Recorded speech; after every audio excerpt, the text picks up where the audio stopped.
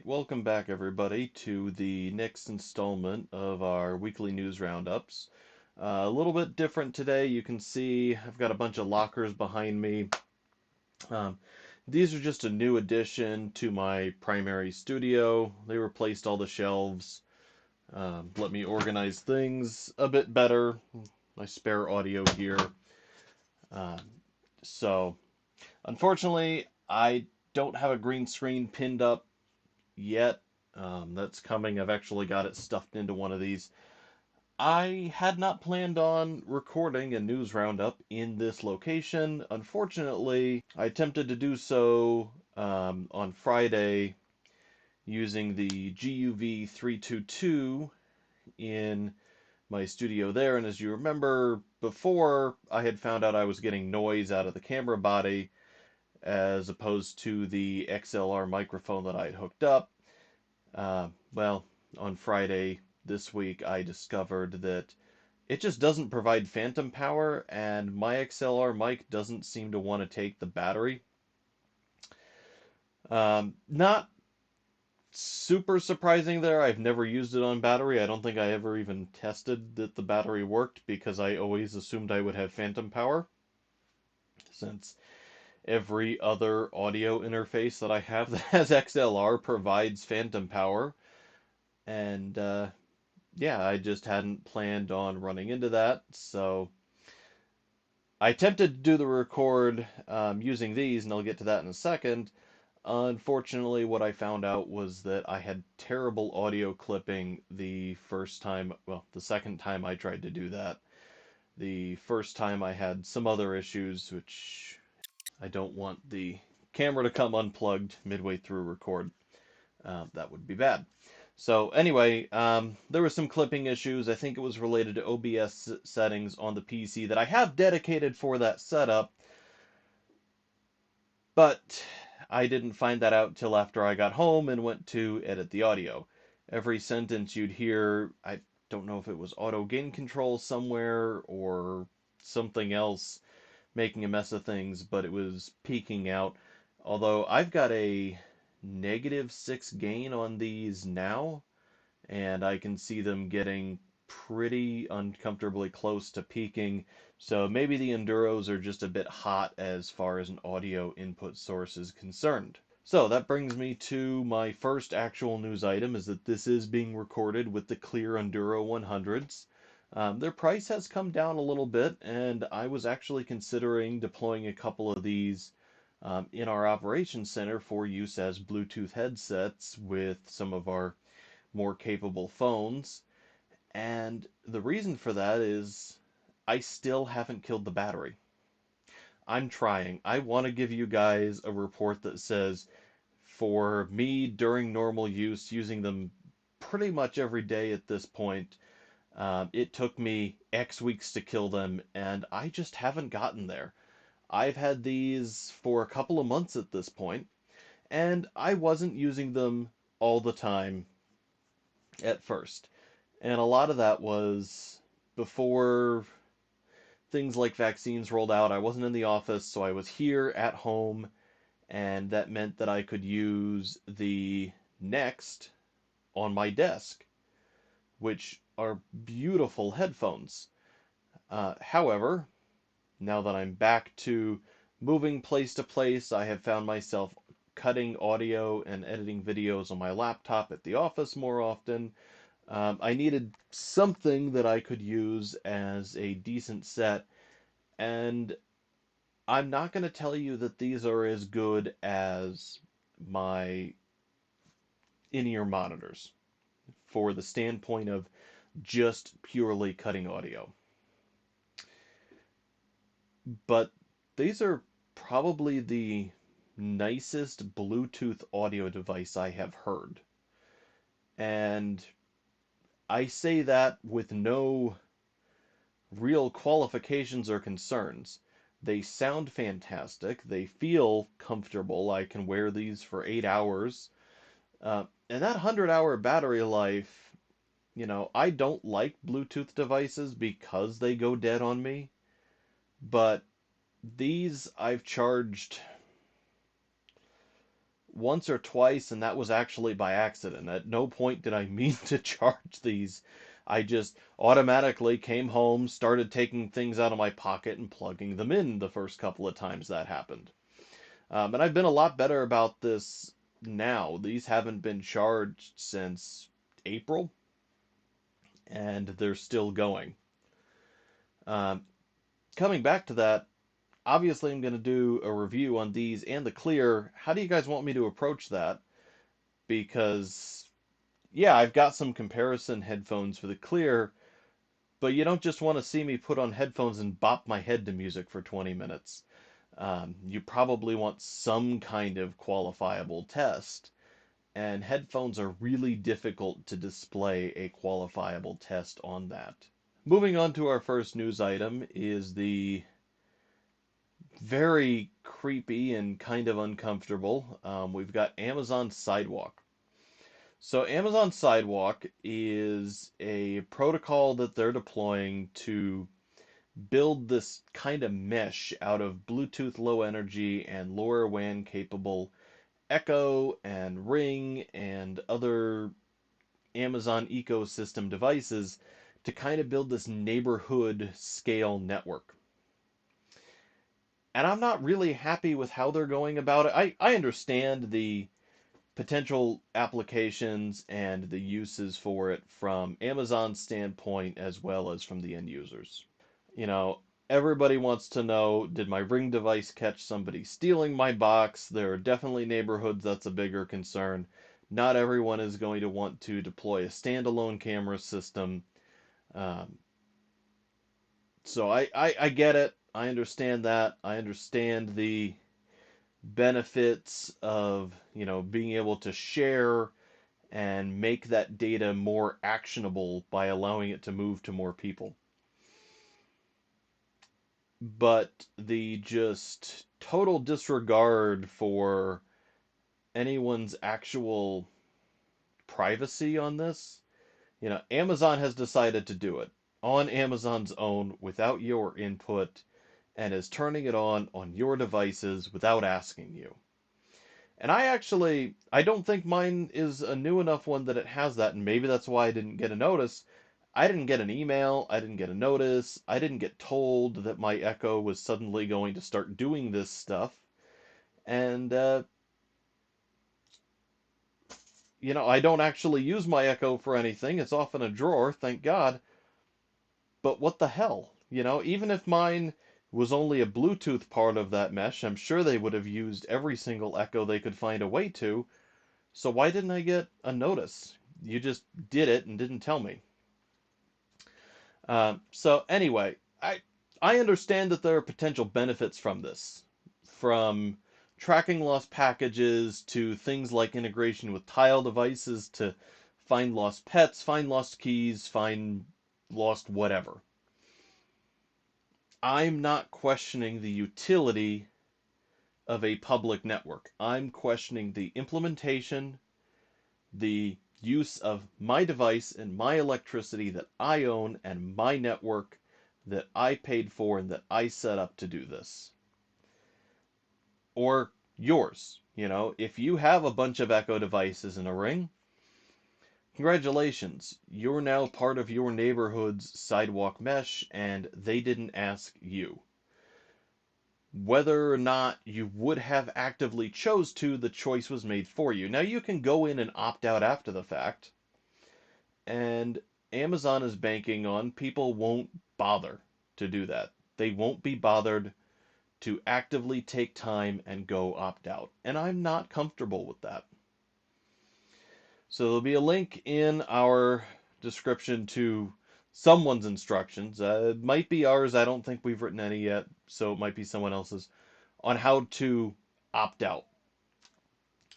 Because I would like for this to fail, not because the technology is bad, but because people told Amazon, hey, you have to ask.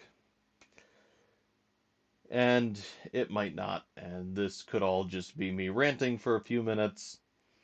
But for the two people that do actually want to follow the steps to opt out, there'll be instructions. Moving on to our next tech behemoth is going to be Google. So, Google this week announced, and I think some people have seen the updates already, that Stadia would be coming to Google TV devices, including the Chromecast with Google TV.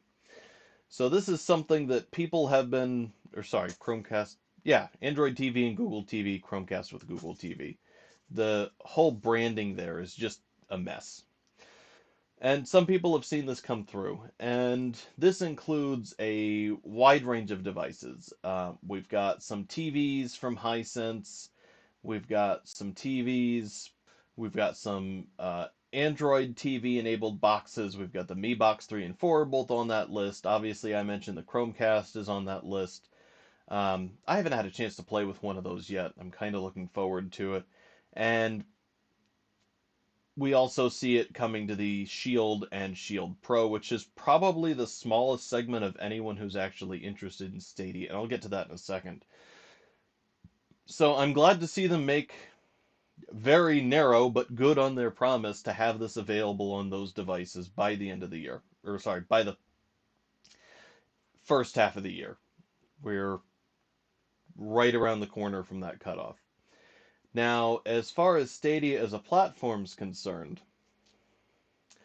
I'm not super enthused. And I think you've heard me say this before. I don't like rebuying things that I already own. So the premise of Stadia is good. I like game streaming as a concept. The implementation with Stadia kind of, I think, is dead on arrival. And although Google is bringing it to more devices, I believe, and I'll double check this, they shuttered one of their game studios that was supposed to be developing first party titles for Stadia. Now, that could just be an admission that Google's not good at being a game studio, or it could be a harbinger that, yes, it's coming to more devices because the legwork was already done, but Stadia as a platform is starting to lose steam, what little it had. And I think the limited availability at launch, it wasn't on all of these smart TVs to begin with.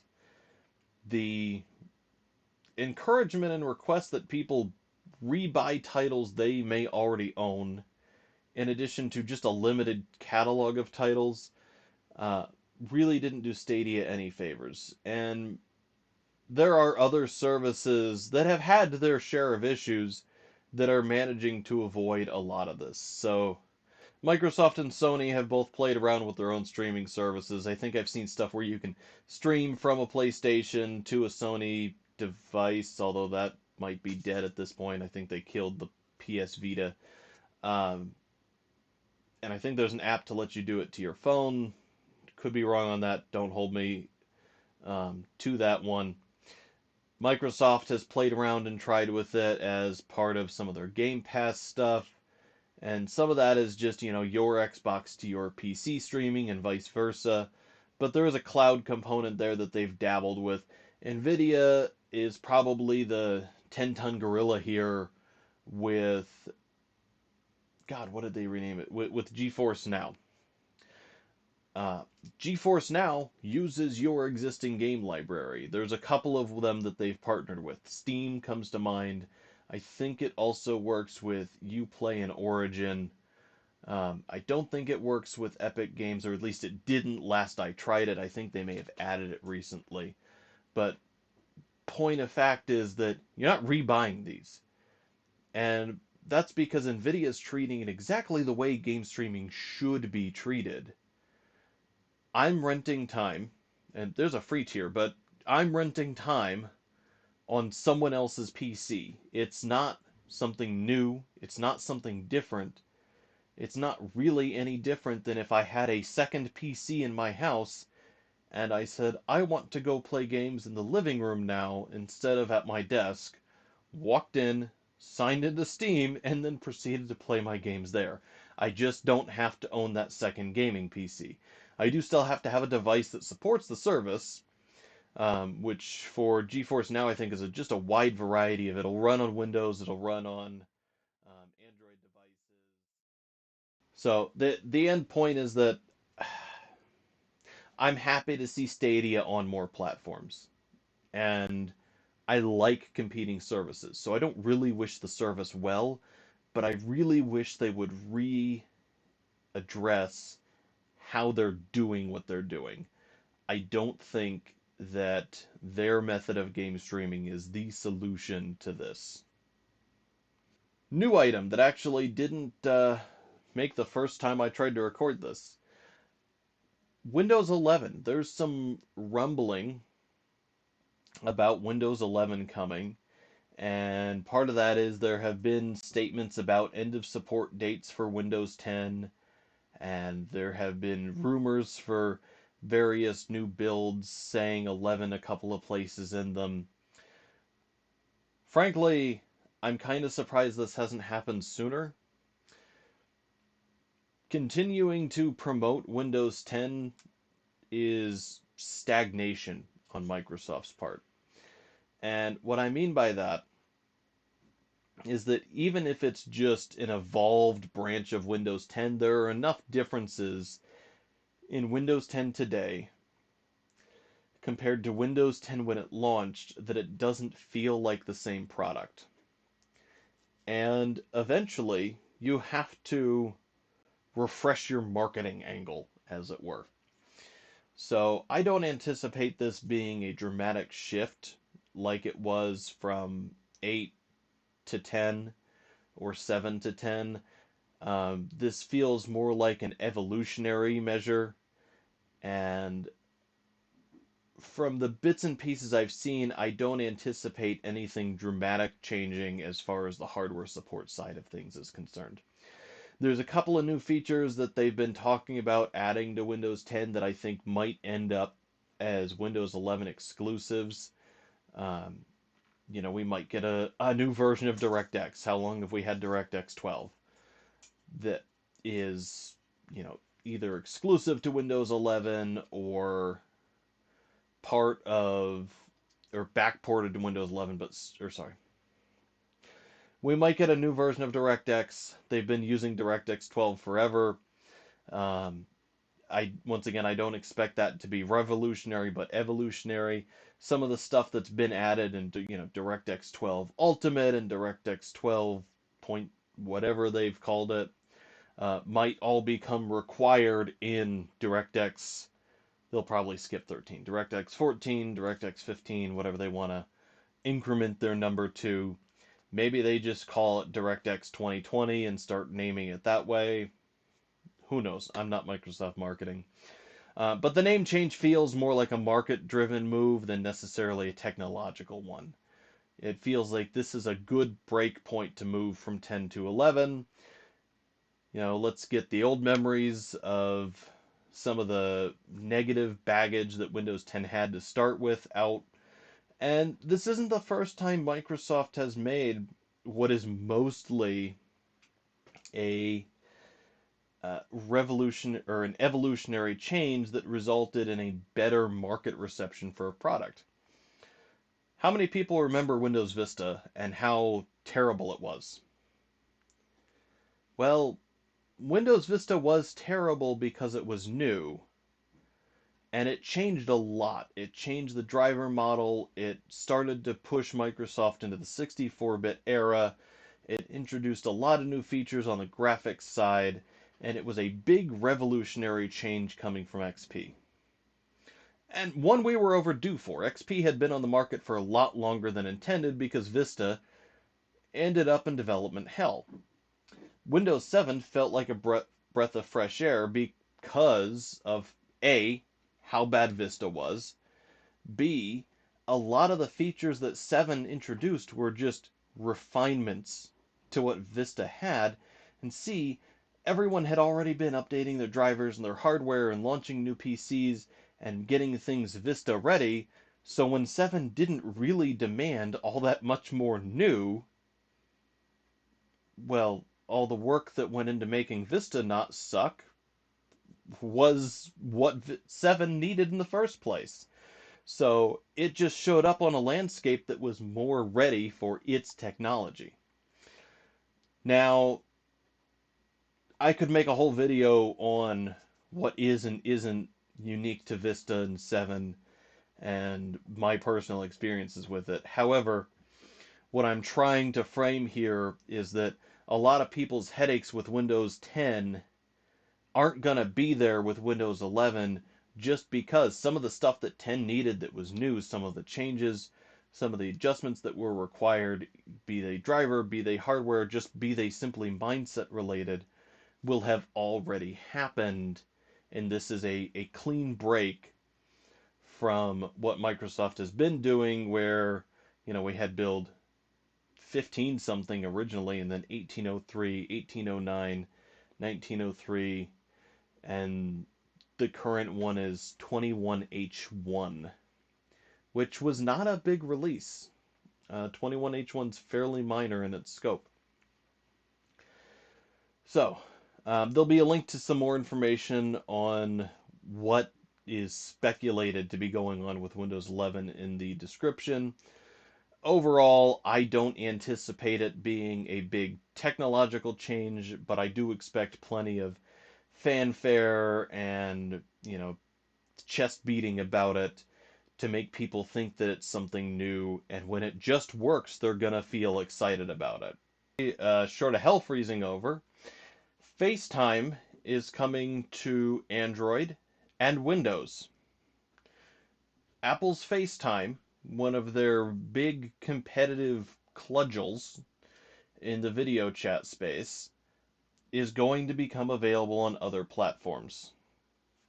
And there is a couple of reasons I think this is happening. Number one is that I think this is a move to look like they're more willing to cooperate with third parties on stuff so that they don't look quite so monopolistic on things.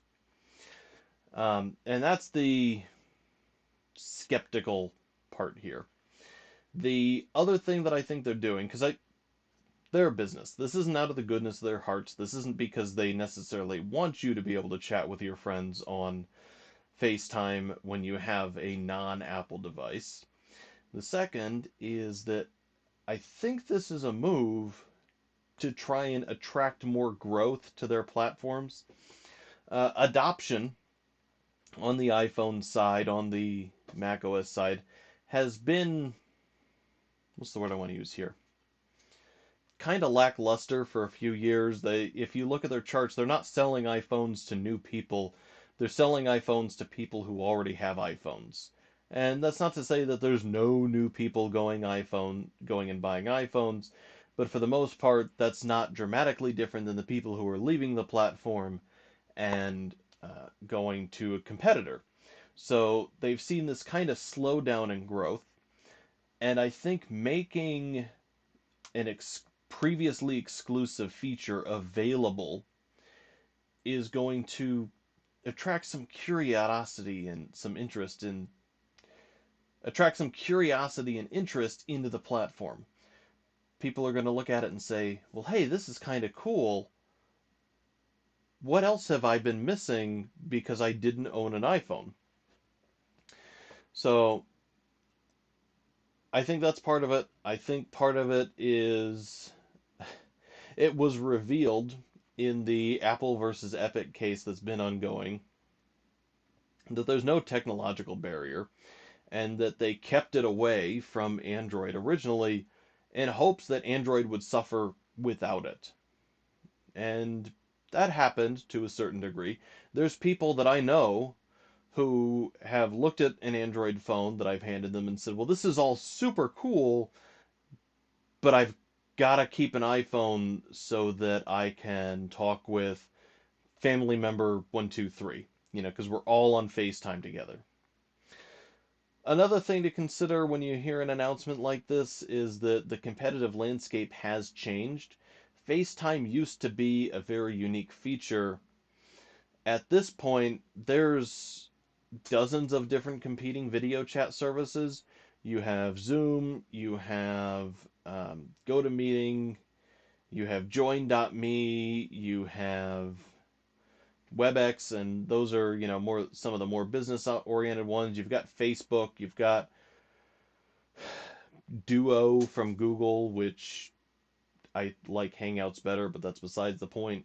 People can video chat on Skype, they can video chat on Discord, and there's dozens of others that I'm simply forgetting the names of because I generally, as much as I loathe to admit it, just kind of use Zoom for work because that's what we picked on the corporate side and don't use a ton of others.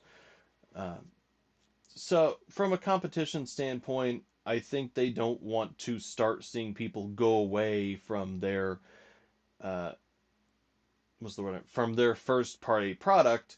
But if they don't start bringing other people onto that platform, they're going to lose user space or user share there. So anyway, once again, because it just feels weird to say, FaceTime is coming to Android and Windows. Last but not least, something that is going to feel a bit ironic compared to how I started this is that Prime Day's coming up. And I mention it in every video is that one of the ways you can help support Pocketables is using our Amazon affiliate links. And I can start including eBay affiliate links more often if people would be interested in those as well. But a good portion of the funding that gets used for buying various bits and pieces I need for reviews or organization, although these lockers I bought myself, some of the toolboxes, little toolboxes in there, I used a little bit of affiliate credit to purchase so that I could organize screws. Nothing fancy, just a little screw organizer tray. But that's neither here nor there. Um, that helps me buy things that I need for some of these reviews because I don't always have the ability to go out and buy the thing right away in order to make the video. And it helps even if my, affiliate payout's only $20 on a month, that's $20 worth of, a USB cable or maybe a new USB power meter or an LED that I needed for something or an adapter that I need to mount the camera in a new way so that I can get a different shot that I couldn't before. Take your pick. Ask in the comments below if you're curious about some of the things I've actually used it for. But fact of the matter is, I use that to help make these videos. And Prime Day is coming. Now, as always, we're going to look on the Prime Day deals and grab things that are from brands we've reviewed and recommend, are from products we've covered, are things that maybe we haven't reviewed and recommended but use at our day job. I know a couple of years ago we recommended some Lenovo ThinkPad, and I've never covered a ThinkPad for Pocketables. Don't have a PR contact with Lenovo, but I have a dozen of them at work. I support them every single day. I tore mine apart the other day to help make the video for the Byte 4 with its upgraded 16 gigs of RAM as I was playing with different memory modules to see what would and wouldn't work with its memory controller because it only lists 8, but hey, we crammed 16 in it. And by the way, that's coming soon. I'm just waiting to get some part numbers from the memory vendor we partnered with to make sure that I link correct information in the description of that so that you don't go buy something that won't work after I just showed you, hey, you can do this. Well, yeah, but you bought the wrong module. I don't want to sell you the wrong stuff. I don't want to point you to the wrong stuff. So anyway, if there is other stuff that you guys are curious about or you're looking for, since we're going to be digging through those deals anyway, let me know in the comments below and we'll do our best to intelligently respond to those. I mean, if you ask for something weird, and I'll use, I don't know, gaming headsets for an example. We haven't covered many gaming headsets, any gaming headsets, but we have brands that we've worked with and are familiar with that I wouldn't normally say, hey, this gaming headset's on sale. But if someone asks, hey, are there gaming headsets on sale? Yeah, I'll include those and vet that with the media contacts that I have before saying, yes, this is good. Or, no, actually, the one that's not on sale is actually still the better one. They're getting rid of those because they were crap. Um, and that's just a random example that somebody's asked me about recently. So if there's something you're curious about, something you're looking for, let me know. And depending on what it is, maybe we'll grab it and review it. I always love to review stuff that you guys have asked for. So any video that I do, feel free to give me an idea for something you guys want to see. All right. All of that said, I'm going to go cut this together now. This is the third time I've done this. But that's not your fault. Anyway,